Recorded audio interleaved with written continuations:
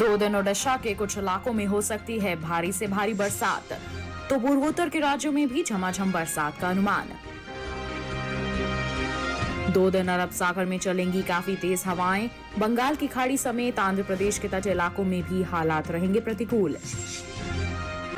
मध्य प्रदेश में अदरक, हल्दी और अरबी की करें रोपाई, तो छत्तीसगढ़ में मूंग, उड़द, अरहर और मक्का में निराई करें। नमस्कार, आप देख रहे हैं दूरदर्शन किसान मौसम खबर में। स्वागत है आप सभी का। मैं हूं आपके साथ आदित्य शर्मा। बताएंगे आज के मौसम खबर में देश में कहां होगी बरसात, कैसी है तापमान की स्थिति और क्या है हमारे किसानों के लिए कृषि सलाह। लेकिन आइए बुलेटिन की शुरुआत करते हैं मौसम से जुड़ी कुछ खास खबरों के साथ। 2 दिन ओडिशा में कुछ इलाकों में भारी से भारी बारिश की संभावना जताई गई है। असम और मेघालय के कुछ हिस्सों में भी 2 दिन जोरदार बारिश की संभावना है। अरुणाचल प्रदेश, नागालैंड, मणिपुर, मिजोरम और त्रिपुरा में भी 2 दिन कहीं कहीं भारी बारिश के आसार हैं। 2 दिन उप हिमालय, पश्चिम बंगाल और सिक्किम में कुछ जगहों पर झमाझम बारिश की संभावना है। झारखंड और छत्तीसगढ़ के कुछ इलाकों में भी 2 दिन भारी बारिश हो सकती है। मंगलवार को मध्य प्रदेश के कुछ हिस्सों में मूसलाधार बारिश की संभावना है। मध्य महाराष्ट्र और विदर्भ में भी मंगलवार को कुछ जगह भारी बारिश का अनुमान है। मंगलवार को कोंकण और गोवा के कुछ इलाकों में भारी बारिश हो सकती है। 2 दिन तटीय आंध्र प्रदेश और तेलंगाना में 1-2 जगहों पर भारी बारिश की संभावना है। कल अंडमान निकोबार द्वीप समूह में कहीं कहीं तेज बारिश की संभावना जताई गई है। तो ये थी मौसम से जुड़ी कुछ खास खबरें। जाना आपने कि आगे आने वाले 1 से 2 दिन की हम बात करते हैं तो क्या कुछ खास गतिविधियां रह सकती हैं मौसम के हाल में। इसके साथ बढ़ते हैं आगे, बात करते हैं मौसम पूर्वानुमान की और जानकारी देते हैं आपको कि आगे आने वाले 2 दिनों के दौरान देश में कहां बादल बरस सकते हैं और कौन से वो इलाके हैं जहां पर मौसम साफ बने रहने के आसार हैं। भारत मौसम विज्ञान विभाग के अनुसार जम्मू कश्मीर और लद्दाख समेत हिमाचल प्रदेश और उत्तराखंड में कुछ जगह पर बारिश की संभावना है। कल पंजाब, हरियाणा और दिल्ली में भी कहीं कहीं बारिश के आसार हैं। इसके साथ ही पूर्वी और पश्चिमी उत्तर प्रदेश में 2 दिन कुछ जगह बारिश का अनुमान है। वहीं पूर्वी राजस्थान में 1-2 जगहों पर बारिश की संभावना है, जबकि पश्चिमी राजस्थान में 2 दिन मौसम साफ रह सकता है। पूर्वी राज्यों में बिहार में कई जगह बारिश की उम्मीद है, जबकि झारखंड और ओडिशा में 2 दिन ज्यादातर इलाकों में बादल बरस सकते हैं। वहीं गांगे पश्चिम बंगाल में 2 दिन अनेक जगहों पर बारिश की संभावना है। इसके अलावा उप हिमालय, पश्चिम बंगाल और सिक्किम में अगले 2 दिन अधिकतर जगहों पर बारिश हो सकती है। पूर्वोत्तर राज्यों की बात करें तो यहाँ भी सभी राज्यों में अगले 2 दिन अच्छी बारिश की संभावना है। मध्य भारत की बात करें तो पूर्वी मध्य प्रदेश में आज कुछ जगह तो कल कई इलाकों में बारिश हो सकती है। वहीं पश्चिमी मध्य प्रदेश में कुछ जगह बारिश की संभावना है। इसके अलावा छत्तीसगढ़ में 2 दिन अधिकतर जगह बारिश का अनुमान है। गुजरात समेत सौराष्ट्र और कच्छ में कुछ जगह बारिश हो सकती है।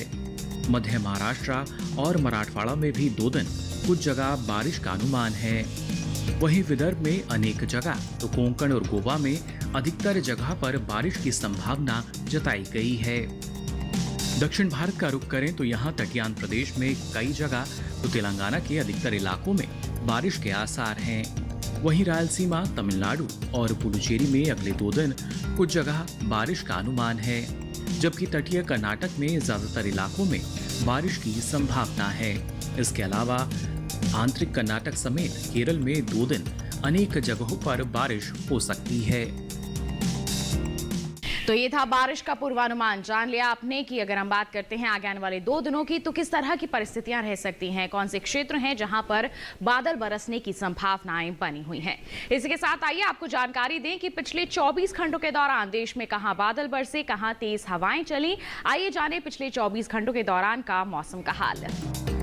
उप हिमालय, पश्चिम बंगाल और सिक्किम में अधिकतर जगह बारिश दर्ज की गई। अरुणाचल प्रदेश में भी ज्यादातर इलाकों में बारिश दर्ज हुई। असम और मेघालय में अनेक जगहों पर बारिश दर्ज की गई। नागालैंड, मणिपुर, मिजोरम और त्रिपुरा में भी कुछ जगह बादल बरसे। गांगे पश्चिम बंगाल और ओडिशा के कुछ हिस्सों में भी बारिश दर्ज की गई। वहीं बिहार में अनेक जगह तो झारखंड और उत्तर प्रदेश के कुछ इलाकों में भी बादल बरसे। हिमाचल में कई जगह तो जम्मू कश्मीर और लद्दाख के कुछ हिस्सों में बारिश हुई। पंजाब, हरियाणा और दिल्ली में कहीं कहीं बारिश दर्ज की गई। मध्य प्रदेश और छत्तीसगढ़ के कुछ इलाकों में भी बारिश हुई। मध्य महाराष्ट्र, मराठवाड़ा, विदर्भ और गुजरात में भी कुछ जगह बादल बरसे। कोंकण और गोवा के ज्यादातर इलाकों में भी बारिश दर्ज की गई। तटीय आंध्र प्रदेश में अनेक जगहों पर बारिश हुई। कर्नाटक, तमिलनाडु और पुडुचेरी के कुछ इलाकों में भी बारिश दर्ज की गई। वहीं तेलंगाना और रायलसीमा में भी कहीं कहीं बादल बरसे। तो ये था पिछले 24 घंटों के दौरान का मौसम का हाल। जाना आपने कि किन किन इलाकों में बादल बरसे। आइए बढ़ते हैं आगे, जानकारी देते हैं आपको तापमान की स्थिति की। और सबसे पहले यहाँ पर बात करेंगे अधिकतम तापमान के हाल की। पूर्वी मध्य प्रदेश और विदर्भ में अनेक जगह अधिकतम तापमान सामान्य से 3 से 5 डिग्री सेल्सियस अधिक दर्ज किया गया। ओडिशा, गांगे पश्चिम बंगाल और झारखंड में भी कुछ जगह तापमान सामान्य से 3 से 5 डिग्री सेल्सियस अधिक रहा। मध्य महाराष्ट्र और गुजरात में कहीं कहीं अधिकतम तापमान सामान्य से 3 से 5 डिग्री सेल्सियस अधिक यानी ऊपर दर्ज हुआ। तटीय आंध्र प्रदेश और तेलंगाना में कुछ जगह तापमान सामान्य की तुलना में 3 से 5 डिग्री सेल्सियस अधिक रहा। वहीं अरुणाचल प्रदेश में कुछ जगहों पर अधिकतम तापमान सामान्य से 3 से 5 डिग्री सेल्सियस कम दर्ज किया गया। नागालैंड, मणिपुर, मिजोरम और त्रिपुरा में भी अनेक जगह तापमान सामान्य से 1.5 से 3 डिग्री सेल्सियस कम रहा। उप हिमालय, पश्चिम बंगाल और सिक्किम में कहीं कहीं तापमान सामान्य से 1.5 से 3 डिग्री सेल्सियस नीचे दर्ज किया गया। देश में सबसे अधिक तापमान पश्चिमी राजस्थान के गंगानगर में रहा। यहाँ तापमान 39.8 डिग्री सेल्सियस दर्ज हुआ। तो अभी आपने जाना पिछले 24 घंटों की अगर बात की जाए तो देश के अलग अलग क्षेत्रों में अधिकतम तापमान का हाल किस प्रकार दर्ज किया गया। इसके साथ आइए बढ़ते हैं आगे, जानकारी देते हैं आपको न्यूनतम तापमान की स्थिति की। पंजाब में ज्यादातर जगहों पर न्यूनतम तापमान सामान्य के मुकाबले 1.5 से 3 डिग्री सेल्सियस ऊपर रहा। पश्चिमी उत्तर प्रदेश के कई हिस्सों में तो पूर्वी उत्तर प्रदेश में कुछ जगह तापमान सामान्य से 1.5 से 3 डिग्री सेल्सियस अधिक दर्ज किया गया। बिहार, झारखंड, पश्चिम बंगाल और सिक्किम में कहीं कहीं न्यूनतम तापमान सामान्य से 1.5 से 3 डिग्री सेल्सियस अधिक रहा। वहीं हिमाचल प्रदेश में अनेक जगहों पर न्यूनतम तापमान सामान्य से 1.5 से 3 डिग्री सेल्सियस कम दर्ज हुआ। तमिलनाडु और पुडुचेरी के कुछ इलाकों में भी न्यूनतम तापमान सामान्य से 1.5 से 3 डिग्री सेल्सियस कम मापा गया। देश के मैदानी इलाकों में सबसे कम तापमान पश्चिमी मध्य प्रदेश के खरगोन में दर्ज हुआ। यहाँ तापमान 19.6 डिग्री सेल्सियस रहा। तो जाना आपने देश के अलग अलग हिस्सों की अगर हम बात करते हैं तो पिछले 24 घंटों के दौरान न्यूनतम तापमान की स्थिति किस प्रकार दर्ज की गई। इसके साथ बुलेटिन में वक्त हो चला है एक छोटे से ब्रेक का। आप कहीं मत जाइए, ब्रेक के बाद आपको जानकारी देंगे कैसे करें शलगम की खेती। बने रहिए दूरदर्शन किसान पर और देखते रहिए मौसम खबर।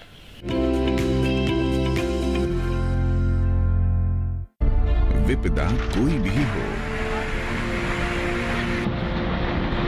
पर किसान है सुरक्षित। AIC है ना।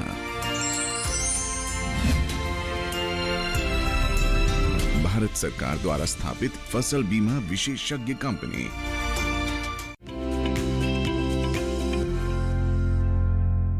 ब्रेक के बाद दूरदर्शन किसान के मौसम खबर में आप सभी का फिर से स्वागत है। बुलेटिन के इस हिस्से में हम बात करेंगे खेती किसानी की और आपको बता दें कि ये जो मौसम है बहुत ही महत्वपूर्ण है। कई तरह की बीमारियां लग सकती हैं हमारी फसलों में, कई तरह के कीटों का भी प्रकोप हो सकता है। ऐसे में हमें ज्यादा देखभाल की जरूरत हो जाती है। मध्य प्रदेश और छत्तीसगढ़ के जो हमारे किसान हैं किस तरह के प्रबंधन कार्य वो अपने खेतों में कर सकते हैं, आइए जानने के लिए दिखाएं आपको हमारी ये रिपोर्ट। मध्य प्रदेश में इस समय सतपुड़ा के पठारी इलाकों के किसान बरसाती फूल और सब्जियों की रोपाई करने, इसके साथ ही यहाँ इस समय फलों के नए पौध भी लगा सकते हैं किसान। वहीं मालवा के पठारी इलाकों में भी इस समय आम, अमरूद और नींबू वर्गीय फलों के नए पौध की रोपाई की जा सकती है। मालवा के पठारी इलाकों में इस समय सोयाबीन में कीटों का प्रकोप देखा जा सकता है। ऐसे में यहाँ के किसान प्रभावित पौधे को जड़ से उखाड़कर नष्ट कर दें और साथ ही कृषि विशेषज्ञों की सलाह से जरूरी दवाओं का छिड़काव करें। इसके साथ ही कैमूर के पठारी और सतपुड़ा के पहाड़ी इलाकों के किसान खेतों से फालतू पानी बाहर निकालने की व्यवस्था करें। इसके साथ ही यहाँ सोयाबीन को सफेद मक्खी से बचाने के लिए पीला स्टिकी ट्रैप लगाएं। मध्य प्रदेश के ही मध्य नर्मदा घाटी इलाके में धान की रोपाई का काम पूरा कर लें। इसके अलावा यहाँ अगर सोयाबीन और मक्के के खेतों में पानी जमा हो रहा हो तो पानी को बाहर निकालने की व्यवस्था कर लें। विंध्य के पठारी इलाकों में ये मौसम कद्दू वर्गीय सब्जियों की बुआई के लिए उपयुक्त है। इसके साथ ही यहाँ के किसान इस समय अदरक, हल्दी और अरबी की रोपाई करें। वहीं बुंदेलखंड के किसान इस समय कद्दू वर्गीय सब्जियों को कीटों से बचाएं। वहीं उत्तरी छत्तीसगढ़ के पहाड़ी इलाकों में अगर धान की रोपाई में देरी हो गई हो तो रोपाई करते समय पौधों की दूरी कम रखें और एक साथ 3 से 4 पौधे लगाएं। बस्तर के पठारी इलाकों में इस समय मूंग और उड़द में सफेद मक्खी का प्रकोप देखा जा सकता है। बचाव के लिए किसान विशेषज्ञों की सलाह से दवाओं का छिड़काव करें। छत्तीसगढ़ के मैदानी इलाकों में जहां मूंग, उड़द, अरहर और मक्का की फसल 20 से 25 दिन की हो चुकी है, किसान उनमें निराई का काम करें। इसके साथ ही यहां मूंगफली में दूसरी निराई करें और जड़ों पर मिट्टी चढ़ाएं। तो जाना आपने कि इस मौसम को ध्यान में रखते हुए मध्य प्रदेश और छत्तीसगढ़ के जो हमारे किसान हैं वो किस तरह के कृषि कार्य कर सकते हैं अपने खेतों में। इसी के साथ आइए बढ़ते हैं आगे, बात करते हैं आज की फसल की। और आज की फसल में हम आपको जानकारी देंगे शलगम की खेती के बारे में। ये जो समय है ये बिल्कुल महत्वपूर्ण चल रहा है। इस समय आप शलगम की खेती कर सकते हैं। किस तरह से आपको अच्छी उपज मिलेगी, किस तरह से आपको तैयारियां करनी है, तमाम जानकारियों के लिए आइए नजर डालें इस रिपोर्ट पर।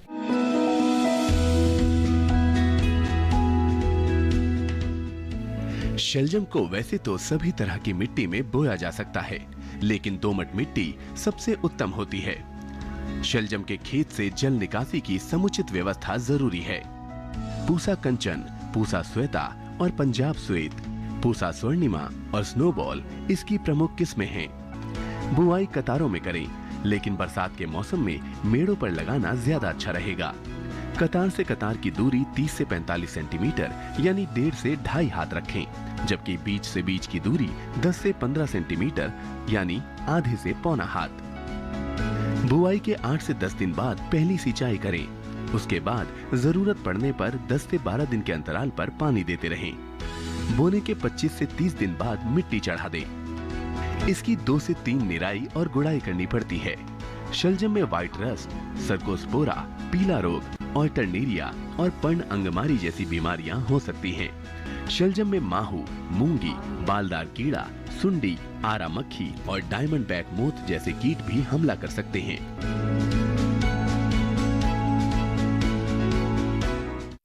तो जाना आपने शलगम की खेती आप करना चाहते हैं, अच्छी उपज हासिल करनी है तो किस तरह की तैयारियां आपको करने की जरूरत है। इसी के साथ आइए बढ़ते हैं आगे, जानकारी देते हैं आपको मौसम के अनुसार खेती किसानी की कुछ खास बातों की। इस मौसम को ध्यान में रखते हुए उत्तराखंड के भाबर और तराई इलाके में धान में 5 से 7 सेंटीमीटर जल स्तर बनाए रखें। भाबर और तराई इलाके में मक्का और सोयाबीन में निराई गुड़ाई का काम कर लें किसान। भाबर और तराई इलाके में ही मूली की अगेती किस्मों की रोपाई का कार्य कर सकते हैं। उत्तराखंड के पहाड़ी इलाकों में धान में दूसरी निराई जरूर कर लें। उत्तराखंड के पहाड़ी इलाकों में मक्का की खेतों से अतिरिक्त पानी बाहर निकालने की उचित व्यवस्था कर लें। उत्तराखंड के पहाड़ी इलाके में ही मटर की बुआई के लिए खेतों को अच्छी तरह से तैयार कर लें। उत्तराखंड के पहाड़ी हिस्सों में पके हुए सेबों की तुड़ाई करना शुरू करें किसान। उत्तराखंड के उपनम इलाकों में धान की रोपाई का कार्य पूरा कर लें।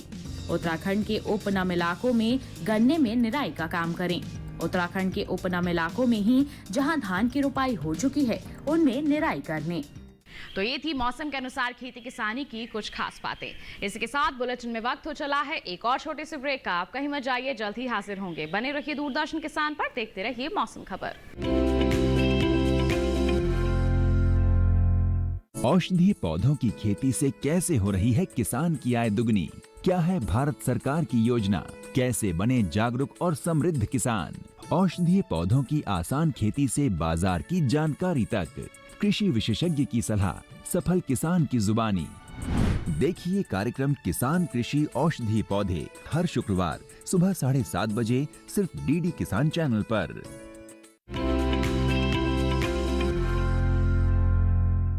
ब्रेक के बाद दूरदर्शन किसान के मौसम खबर में आप सभी का फिर से स्वागत है। आइए बुलेटिन में एक बार फिर आपको जानकारी दें मौसम के अनुसार खेती किसानी की कुछ और खास बातों की। हिमाचल के ऊपरी इलाकों में पॉली हाउस में लगे खीरे और टमाटर में सिंचाई करें। हिमाचल प्रदेश के ही किसान जई की बुआई के लिए खेत को तैयार कर लें। हिमाचल के मध्यम ऊंचाई वाले हिस्सों में मक्का और अदरक पर मिट्टी चढ़ाएं। यहाँ के मध्यम ऊंचाई वाले इलाके में ही मक्के को कीटों के प्रकोप से बचाने के लिए उचित उपाय जरूर कर लें। मध्यम ऊंचाई वाले इलाके में मटर की बुआई कर सकते हैं किसान। हिमाचल के मध्यम ऊंचाई वाले हिस्सों में ही अनार और कीवी में निराई का कार्य कर लें। हिमाचल के निचले इलाके में धान के खेतों में मेड़ों को दुरुस्त कर लें किसान। जम्मू कश्मीर के उपनम इलाकों में लेमन ग्रास की रोपाई करते रहें। जम्मू कश्मीर के घाटी इलाकों के किसान गाजर की बुआई कर लें। जम्मू कश्मीर के शुष्क इलाकों में ब्रोकली की कटाई जारी रखें किसान। तो ये थी मौसम के अनुसार खेती किसानी की कुछ और खास बातें। आइए बढ़ते हैं आगे, नजर डालते हैं मौसम की हिम झलकियों पर और जान लेते हैं कि आगे आने वाले 2 दिनों की हम बात करते हैं तो क्या कुछ खास रहने वाला है मौसम के हाल में। 2 दिन उत्तर प्रदेश में तो मंगलवार को उत्तराखंड में कहीं कहीं गरज के साथ तेज हवाएं चल सकती हैं। पूर्वी मध्य प्रदेश में 2 दिन तो मंगलवार को छत्तीसगढ़ में कुछ जगह गरज के साथ तेज हवाएं चलने की संभावना है। 2 दिन झारखंड और गांगे पश्चिम बंगाल में गरज के साथ तेज हवाएं चलने की संभावना जताई गई है। कल असम और मेघालय के कुछ हिस्सों में गरज के साथ तेज हवाएं चल सकती हैं। वहीं 2 दिन विदर्भ और मराठवाड़ा के कुछ इलाकों में गरज के साथ तेज हवाएं चलने का अनुमान है। कल मध्य महाराष्ट्र में तो मंगलवार को गुजरात के कुछ हिस्सों में गरज के साथ तेज हवाएं चल सकती हैं। 2 दिन तटीय आंध्र प्रदेश, तेलंगाना, तमिलनाडु और पुदुचेरी में कहीं कहीं गरज के साथ तेज हवाएं चलने का अनुमान है। 2 दिन दक्षिण पश्चिम, पश्चिम मध्य अरब सागर में 60 किलोमीटर प्रति घंटे की रफ्तार से तेज हवाएं चल सकती हैं। 2 दिन दक्षिण और पश्चिम मध्य बंगाल की खाड़ी समेत आंध्र प्रदेश के तटीय इलाकों में भी हालात प्रतिकूल रहेंगे। फिलहाल मौसम विभाग ने मछुआरों को समुद्र में ना जाने की सलाह जारी की है। तो ये था देश के अलग अलग हिस्सों के मौसम का हाल। इसी के साथ आपको एक विशेष जानकारी दे दें कि आप हमारे ये मौसम खबर देख सकते हैं हमारे YouTube चैनल के जरिए भी। टीवी स्क्रीन पर दिखाई जा रहे QR कोड को आप स्कैन कीजिए और किसी भी समय आप मौसम का हाल जान सकते हैं मौसम खबर के साथ। तो बस आज के लिए इतना ही, अगले अंक में मुलाकात होगी। तब तक के लिए हमें दीजिए इजाजत। आप बने रहिए दूरदर्शन किसान पर। नमस्कार।